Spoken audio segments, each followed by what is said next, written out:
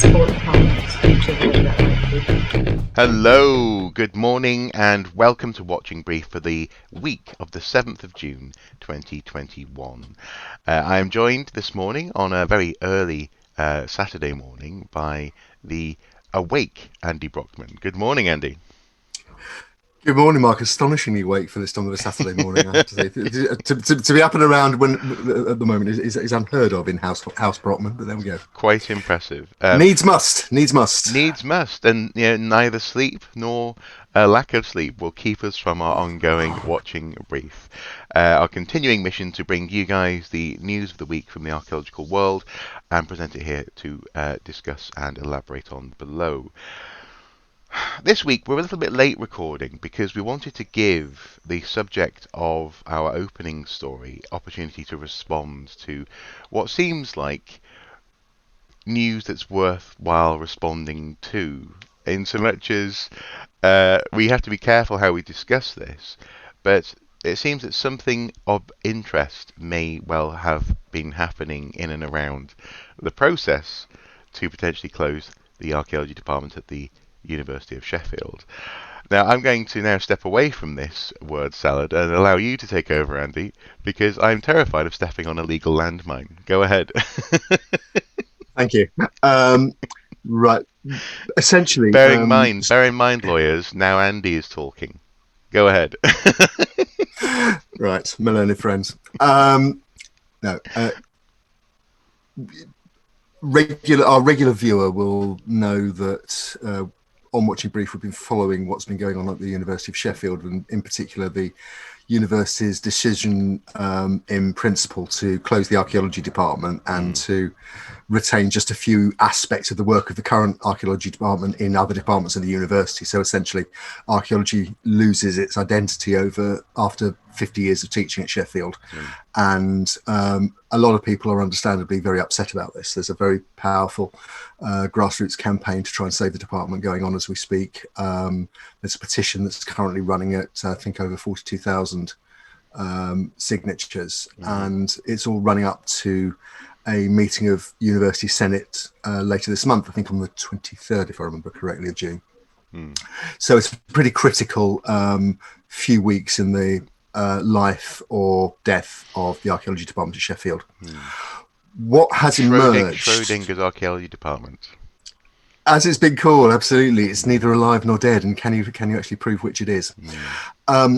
What actually happened, and this happened yesterday as part of our investigation, we have been shown an email which is widely being circulated among students and campaigners at Sheffield.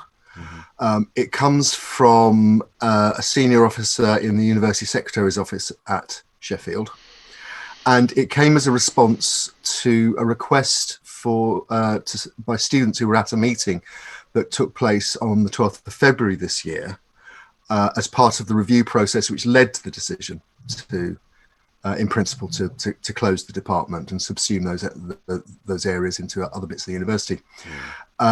The students asked for transcripts and notes relating to the meeting which they'd attended. And the response they got from the University Secretary's office was as follows. Thank you for your email that Jill Valentine has passed to me in my role as Secretary of the Archaeology Review Group for a response.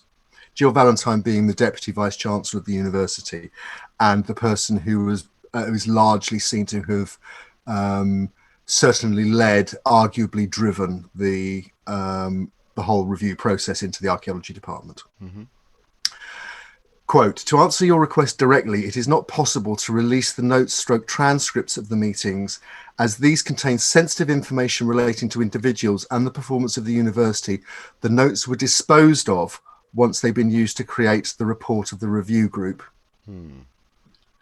Now, essentially what that means is that, and it's slightly ambiguous as to whether it's just about that meeting or whether it's about subsequent meetings which took place which the students weren't involved in. But it appears that basically primary evidence of the thought processes and evidence gathering processes of the review group have been, quote, disposed of. Possibly that means destroyed. Obviously, that in itself is a pretty serious matter in terms of scrutiny and accountability going forward.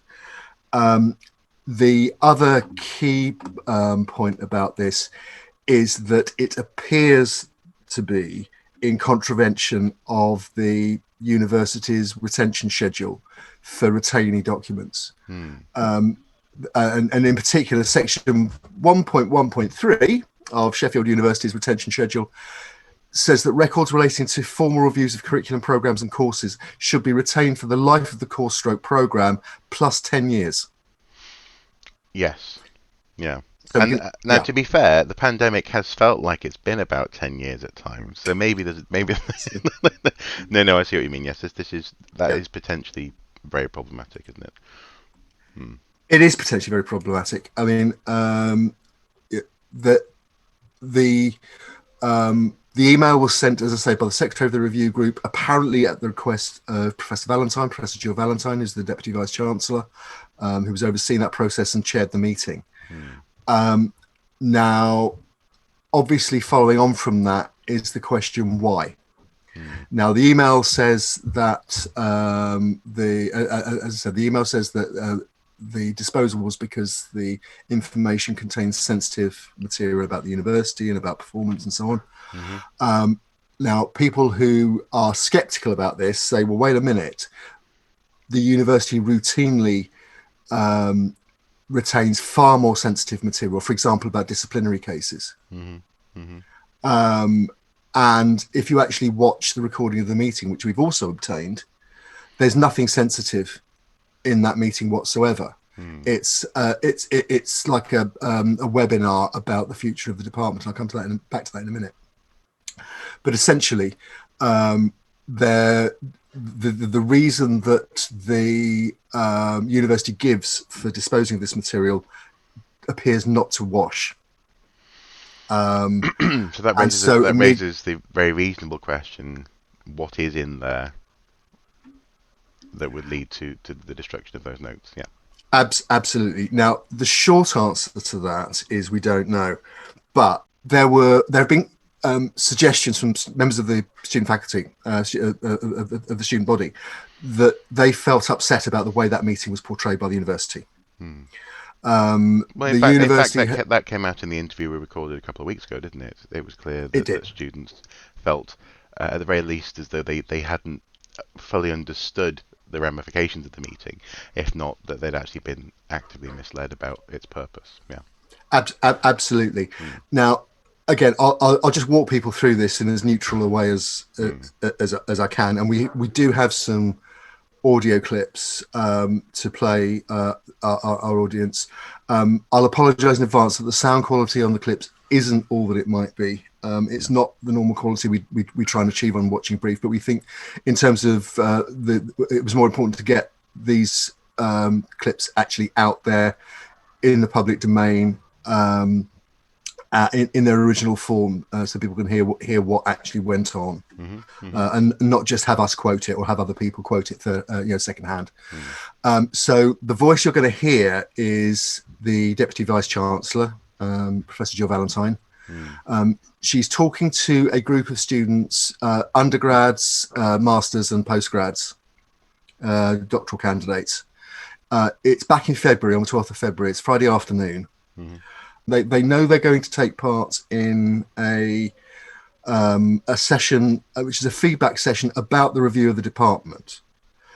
I'm told that they weren't told what the department, a huge amount about the review by the department itself when they were asked to take part. I'm told that's because the department didn't want to lead their responses. They wanted them to respond spontaneously. Right. Now, you will hear, though, that the Deputy Vice Chancellor, who is, say, chairing the meeting and driving this process, doesn't set out what what the review is about and most importantly, what its terms of reference are and what its parameters are. That is, it's not made clear. For example, one outcome could be that they choose to close the department down completely. And from these clips, you'll hear that actually the future of the department was presented in a very different way. So the first clip we're going to hear is Professor Valentine introducing the session to the students and asking for their responses. I really want to understand your experience. I know you're doing new undergraduates or PhD students or PGR students. And what we really want to do is try and understand your experiences with the department. And we want you to be honest and frank with this, because obviously we want to support the development of the department. So it's both about hearing about your positive experiences, but also if there are things that are issues or concerns for you, to share those with us, because that helps us in terms of our review, thinking what we might need to do to work with and support the department going forward. So please feel free to speak openly with us. Now, that is obviously a pretty positive view of the future of the department that is being presented there. That's a one-off. Towards the end of the meeting, one of the student participants asked Professor Valentine, and I'm quoting here, I was just wondering, why is the Archaeology Department undergoing this review? Could you share anything on that? Now, Professor Valentine responded again saying that while there were challenges, the intention of the review was to support the Archaeology Department going forward. So this is what she said. Yes, the department's identified a number of challenges. It's been in deficit for over 5 years. Obviously, there's been lots of staff due to some retirements, and some staff took voluntary severance during the sort of austerity period we've had during COVID. And therefore, I think it's really an opportunity to review the direction of the department and to work with the department to try and identify a positive trajectory for its future, and that might include considering a whole range of options. And one thing we want to understand by employing on externals from other departments is to understand the department's performance in the context of the discipline, to understand some of the challenges the discipline's facing, to work out really what Sheffield's strengths, selling points, if you like, are, so that we can try and maximise and develop those strengths, but also to pick up if there were issues or problems that might be leading to the department not competing effectively for students, or to try and identify what those are, so that we can look for solutions. So we're trying to be positive support the department's future, whatever that might be. Now, people in the Archaeology Department suggest that for Professor Valentine to hint that the department had identified challenges which the senior management of the university was responding to is a bit disingenuous, because there have been long-standing complaints and allegations coming from the direction of the department that the university and the Faculty of Arts, which it sits in at the moment, have been at best disadvantaging and at worst mismanaging the department over some years. So this isn't a new set of challenges, and they're not all coming from the department. And in fact, that was suggested in a letter that was sent by 2 emeritus professors of Sheffield to the vice chancellor and the review group and senior management following the review. Well, incidentally, just as a point of comparison, I'm asking you a question here because I know the answer to it. But how does the Archaeology Department compare to other soft subjects at the university in terms of investment? I mean, have we seen other departments being treated in a similar way, or not? Well, put it this way: it was said to me in the week by one of a contact at Sheffield that while the department is in deficit, and it is in deficit under Sheffield's accounting system, it wouldn't be in deficit if it was at another university under a different accounting system. It's alleged. But for example, another department which was in deficit is in deficit at the moment, which is music, has just had the investment of 3 top of the range Steinway grand pianos. Right. Okay. Now that's anecdotal, but that's certainly how people on the ground are feeling there. Now the last clip we're going to play comes from the end of the meeting. This is where Professor Valentine is thanking the students for taking part. And once again, I particularly ask people to listen to the last line, which again indicates a direction of travel. I just want to say a huge thank you. You've all been the most fantastic, passionate advocates for your department. I wish I could put you all out there and use you as our recruiting tool as sergeants, because I'm sure we could fantastically grow the recruitment for the department if people could hear how much you benefit from your work in the department. But thank you also for sharing some of your reservations and concerns, because that would be really helpful for us in thinking how we can support the department to strengthen some of those areas. I mean, summing all this up, we have a series of direct quotations, direct comments from the Deputy Vice-Chancellor, which appear to be entirely supportive of the future of the department. Nowhere is it mentioned that the department might be closed. Nowhere is it mentioned that it might lose its identity. There's that comment that she thinks that the students are incredibly appreciative of the department and its work, and if they were out there recruiting, they could do fantastic things with the recruiting of student numbers, which is one of the key issues that the university has identified. Of course, we know that exactly the opposite is happening in terms of recruitment. The chances of recruiting at the moment with the department effectively under a death sentence are probably pretty negligible. Obviously, there's some quite serious issues in play here, so we needed to give Sheffield University a chance to respond to the allegations. So yesterday, Friday, I approached the Sheffield media team with a series of questions, including whether the material had in fact been disposed of and who authorised the disposal. They didn't deny that the disposal had happened, but neither did they elaborate on any of the questions that we asked. Instead, they issued the following statement. The university is committed to retaining areas of strength in archaeology teaching and research at Sheffield. The university's executive board is recommending that key areas of strength are aligned to other university departments with enhanced investment for excellence. We will continue to play a role in our local communities and honour our commitment to all current students who will continue to receive high quality teaching, research supervision and support.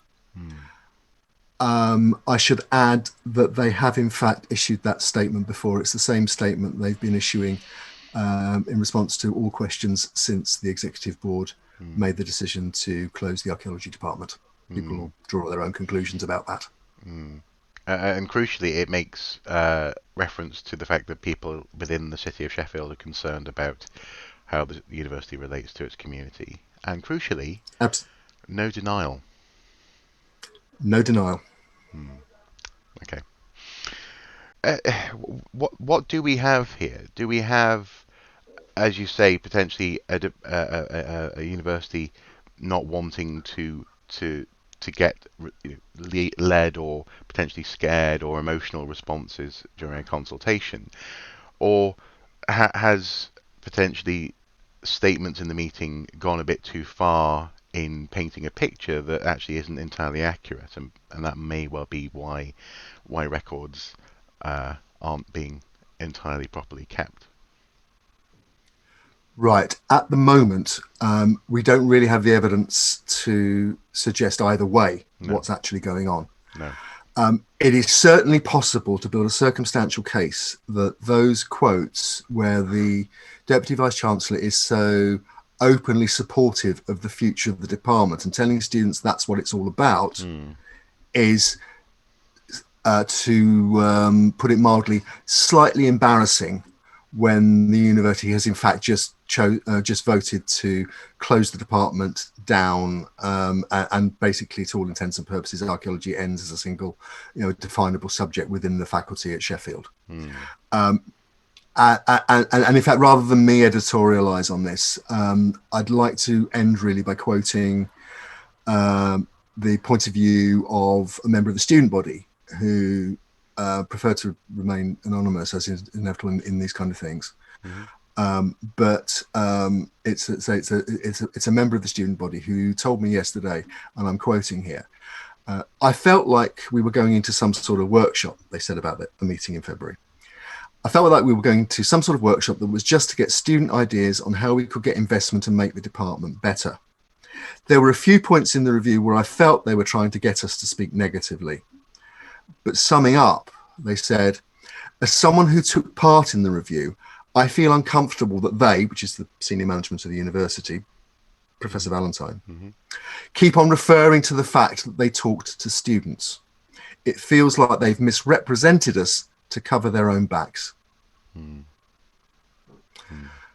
And as I say, I think perhaps we should leave it there. I think it's reasonable to say there'll be more to come out on this in due course. Okay. There is more I'd like to say, but as you say, we should leave it there. Yeah.